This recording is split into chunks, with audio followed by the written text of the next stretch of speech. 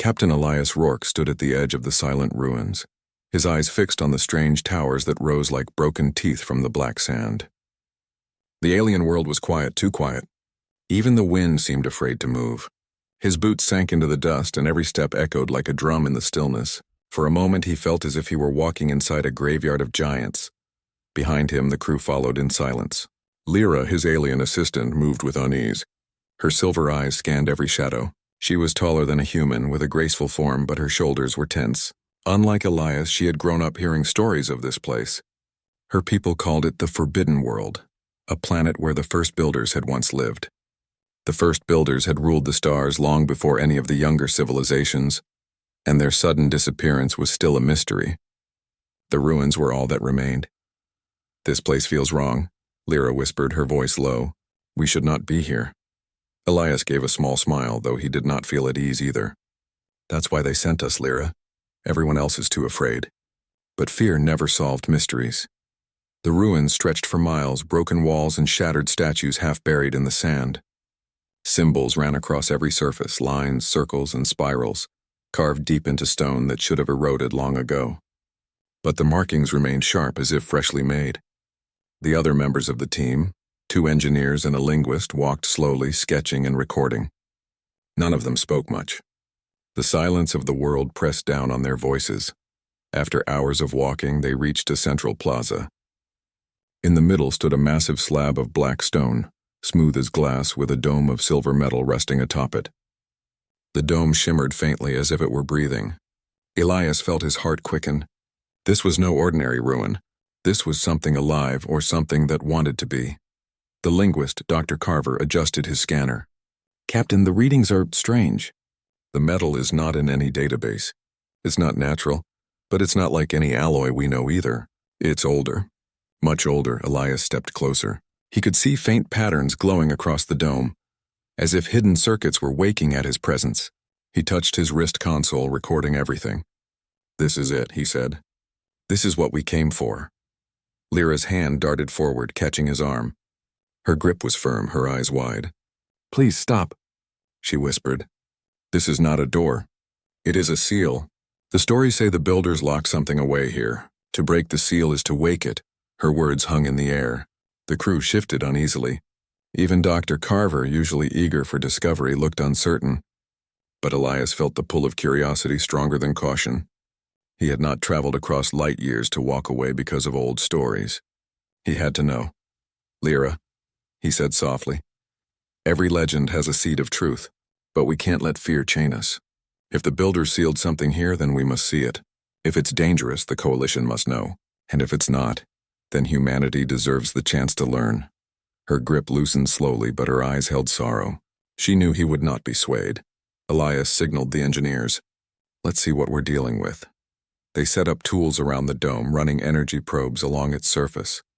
Sparks of blue light jumped with each touch, but the dome resisted. It was as if it were watching them, waiting. Hours passed, and frustration grew. The dome would not open. Finally, Elias placed his palm against the surface. He felt a vibration beneath his skin, like a heartbeat answering his own. Without warning, the patterns across the dome flared. Circles of light expanded outward, humming with power. The sand around them trembled. "Captain!" one of the engineers shouted. "It's responding to you." The glow spread across the plaza. The black stone beneath their feet pulsed with energy. A deep sound, like the voice of a mountain, rolled through the ruins. Lyra stumbled back, her face pale. "You've awakened it." The dome began to peel apart, layer by layer, as if it were unfolding like a flower.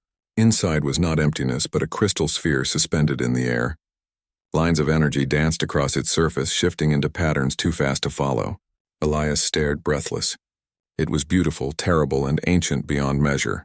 Then the sphere spoke, not with words, but with a flood of images.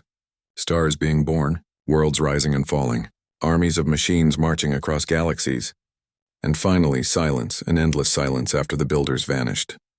The vision was overwhelming, slamming into the minds of the crew. Dr. Carver fell to his knees, clutching his head. The engineers cried out. Only Elias remained standing, though his heart pounded like thunder. The vision stopped, but the crystal remained glowing. Elias felt something in his mind, a presence that had not been there before. It was not human, not alien, but something older, something waiting. He turned slowly to his crew. This is knowledge, he whispered. The builders left it for someone to find. Lyra shook her head, her voice trembling. No, Captain. They left it to be buried. They feared their own creation. You do not see? This is not a gift. It is a warning. But Elias could not pull his eyes away from the crystal.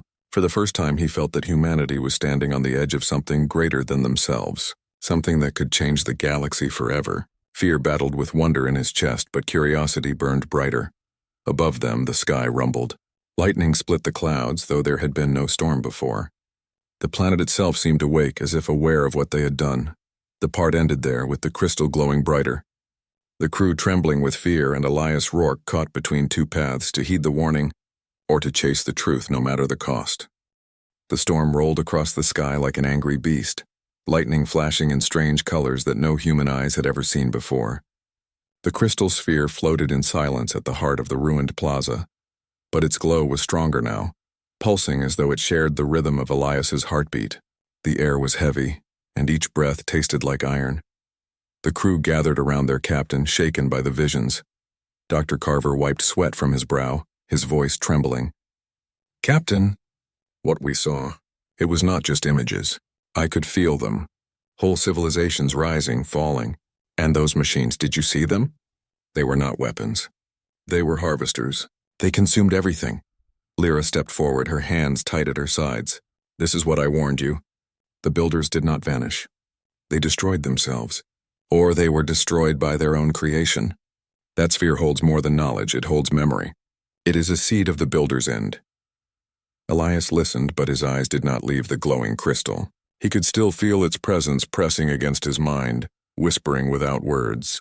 The others spoke of danger, but he felt something different, a pull toward possibility. Humanity was young compared to the great powers of the galaxy, always underestimated, always called weak. This was something that could change that balance forever. Captain, said one of the engineers, a young man named Hale, the Coalition must be told. This is bigger than us. Elias shook his head. If we hand it over, we'll never see it again. They'll bury it, or worse, they'll use it without understanding, and humanity will still be left in the shadows. No, we need to learn what this sphere truly is. The plaza trembled again, and sand shifted as if the planet itself was listening. Lyra's voice cut sharply through the silence. You are blind. The builders were stronger than any of us. If they could not control this, what makes you believe humans can? Elias finally turned to her. His voice was steady, but his eyes burned with conviction. Because we are not afraid to try. The words hung heavy between them. Lyra's shoulders sagged, her expression filled with sadness, but she did not argue further. They brought the sphere aboard their small vessel, locking it inside the research bay. The ship's systems flickered as though the artifact drained energy simply by existing. Dr. Carver studied the shifting patterns on its surface, muttering translations of symbols that appeared in flashes. Hale and the other engineer set up scanners, but none of their tools could measure the crystal's true nature. Every time they probed, the readings contradicted themselves, as if the sphere was rewriting reality around it.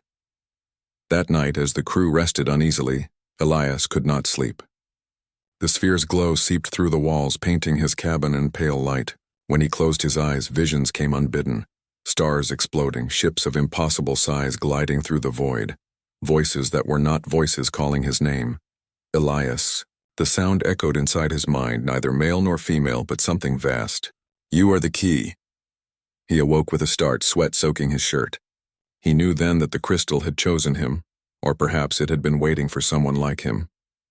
The next day, the ship detected incoming signals. Not one, but many. Fleets from nearby systems were converging on the forbidden world. Word had spread fast, faster than Elias expected. Coalition vessels, independent raiders, and rival alien factions were all racing to claim what humanity had uncovered. Hale's face went pale as he read the data. Captain, they'll be here within hours. Dozens of ships. We can't fight them.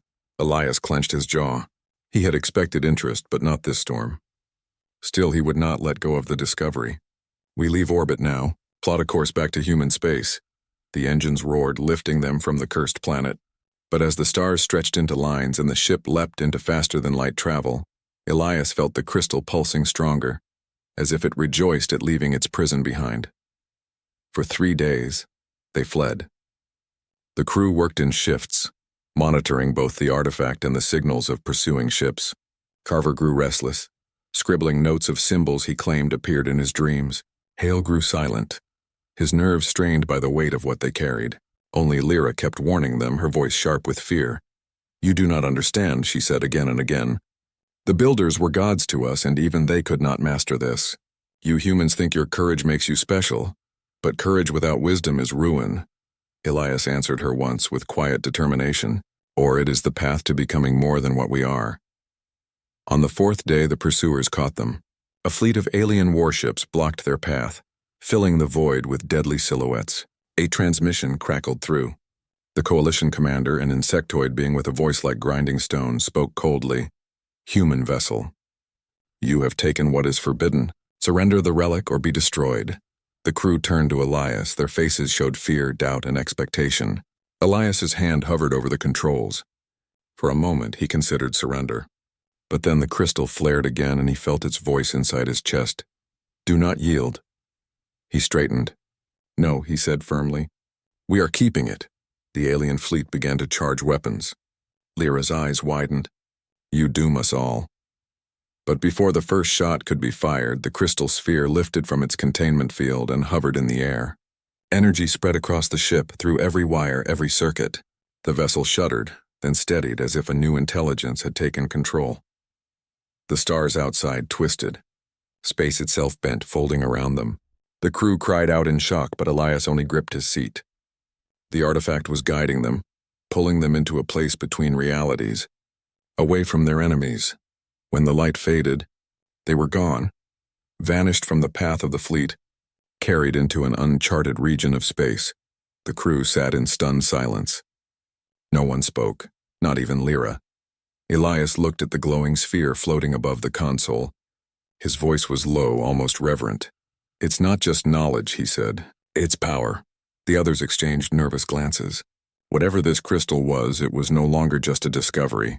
It was alive, and it had chosen to follow humanity. The part ended there, with the human ship drifting in an unknown region, the crew fearful, the captain determined, and the artifact shining brighter than ever. Its secret still waiting to be revealed. The ship drifted in silence, suspended in a region of space none of them recognized. The stars outside looked wrong, too bright, too close, and unfamiliar. The crew stared at the endless void, fear rising in their eyes. They had escaped their pursuers, but now they were lost. At the center of the bridge, the crystal sphere floated, glowing like a second sun. Its light touched every corner of the room, warm and steady. Elias Rourke sat in the captain's chair, staring at it without blinking. He felt the pull in his mind stronger than ever, like a voice whispering secrets only he could hear. Lyra stepped forward cautiously. Her silver eyes reflected the glow of the sphere. "Captain, this is not escape. It is a trap. The artifact has its own will. It is guiding us where it wants to go, not where you command." Elias did not answer at first. His thoughts were heavy. He remembered the visions, stars being born, wars fought across the heavens, and the silence that followed. He wondered if humanity had just become part of that long story. Finally, he spoke. "If this is a trap, then it is one worth risking. The galaxy already underestimates us. With this, we might finally prove that humans are not weak." The crew shifted uneasily. Dr. Carver rubbed his temples, his voice low. "Captain, since the sphere came aboard, I have dreams. In them, I see patterns, codes.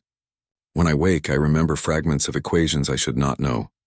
I think the sphere is teaching us, or shaping us." Hale, the engineer, slammed his fist on the console. "That's not teaching, that's possession. We're being used as tools." The bridge fell into silence again, broken only by the quiet hum of the artifact. Then the ship's sensors came alive with alarms. A massive structure loomed ahead, an ancient station larger than any city. Its design matched the ruins they had found on the Forbidden World. It hung in the void like a sleeping giant, dark and lifeless. The sphere pulsed, brighter than ever, as though excited to see the station. Elias rose to his feet. "This is what it wanted to show us." Lyra grabbed his arm. "No, this is what it wanted to awaken. Captain, please, do not make the same mistake again. But Elias shook her hand away gently. His eyes were hard with determination. We've come too far to turn back. The ship moved closer to the station, drawn in by invisible energy. Docking clamps extended on their own, pulling them into a vast hangar. As the engines powered down, the crew realized they were no longer in control. Inside the hangar, the walls glowed with faint lines of light, waking from centuries of slumber. Doors opened ahead, revealing a path deeper into the station. The sphere floated from the bridge, moving like a guide. Elias followed without hesitation, his crew trailing reluctantly behind. They walked through endless halls of metal, their footsteps echoing. Strange machines lined the walls, silent, motionless, waiting. Carver whispered in awe, "These are builder constructs. They look like soldiers, but they're empty shells." The sphere led them into a central chamber, vast as a cathedral. At its heart stood a throne-like structure of crystal and steel. The sphere settled into the seat and the chamber came alive. Lights blazed. The machines stirred. The entire station trembled with new life. A voice filled the chamber, not through sound but through their minds. It was vast, deep, and ancient. At last, the heirs have come. Elias staggered but forced himself to remain calm. "Who are you?" "We are the memory of the first builders," the voice replied. "When our empire fell, we left fragments of ourselves in this sphere. We waited for a species bold enough to claim what others feared." Lyra's face hardened. "Bold or foolish? You destroyed yourselves. Why pass this curse to another?" The voice thundered, shaking the chamber. "We destroyed ourselves because we lacked restraint. We reached too far, too fast. But you humans, you are different. You learn not only from victory but from failure. That is why you were chosen." Elias felt the presence inside his mind more clearly than ever. It showed him images of human history, struggles, wars, survival against impossible odds. He saw how humans had risen again and again, no matter how broken they became. The builders believed this resilience made humanity the rightful heirs to their power. Carver fell to his knees, overwhelmed. Hale looked around in fear as the machines in the chamber began to awaken fully. They stood tall, like armored giants, their eyes burning with blue fire. "What now?" Elias asked, his voice steady though his heart raced. The builder's voice answered, "Now you carry our legacy. The galaxy will rise against you, fearing what you hold. But with our memory you will endure. Through you the builders live again." Suddenly alarms blared across the station. Enemy ships had followed through the rift. The alien fleet from before had tracked their trail and now they surrounded the station, weapons ready. On the bridge of the human vessel, Hale shouted through the comms, "Captain, we're trapped. They're demanding surrender again." The voice of the builders echoed, calm and commanding. "Show them the strength of humanity." Elias hesitated for only a breath. Then he stepped onto the platform before the throne.